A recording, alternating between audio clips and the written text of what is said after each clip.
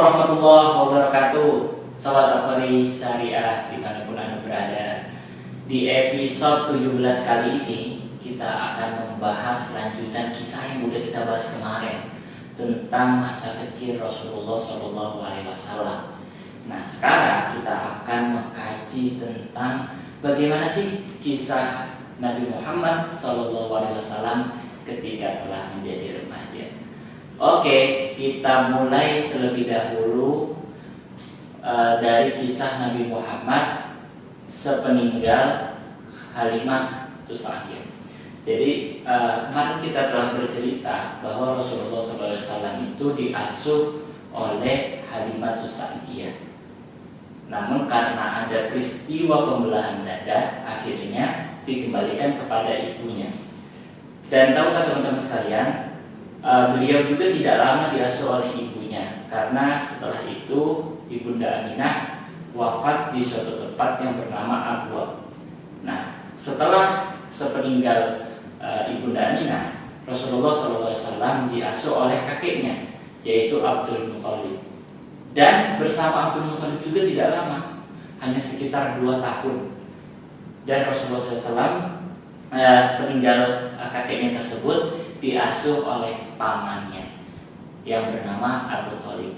Bersama Abu Thalib inilah Rasulullah SAW dari kecil sekitar umur 8 tahun hingga beliau menginjak remaja dan hingga beliau dewasa bersama Abu Thalib. Kita mulai ceritanya dari perjalanan Rasulullah SAW ke daerah yang bernama Bushra. Daerah Bushra ini bagian dari Syam. Nah, yang mana kita tahu bahwa zaman dahulu Syam ini adalah sebuah daerah yang sangat terkenal, teman-teman. Karena para pedagang di Arab itu berjualan di Syam.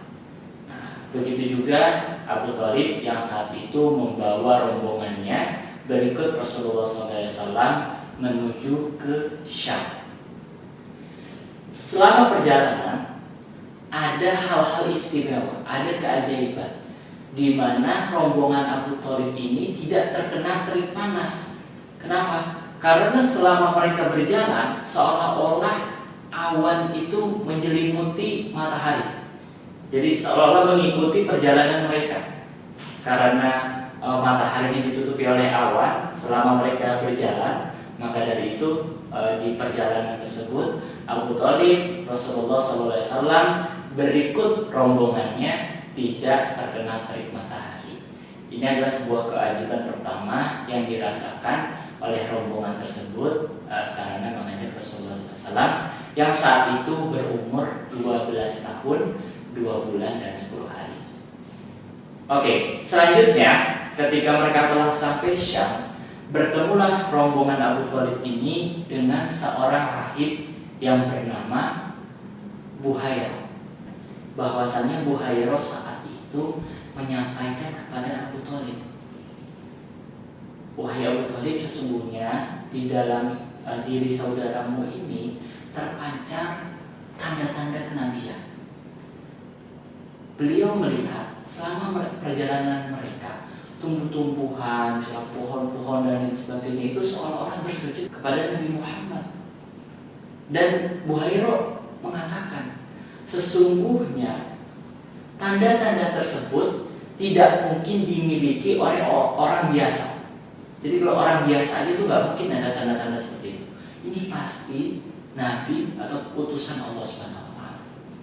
Kenapa Buhairah bisa bilang seperti itu? Karena di dalam kitab-kitab terdahulu, dalam kitab-kitab yang mereka imani, disebutkan tuh ada tanda-tanda kenabian.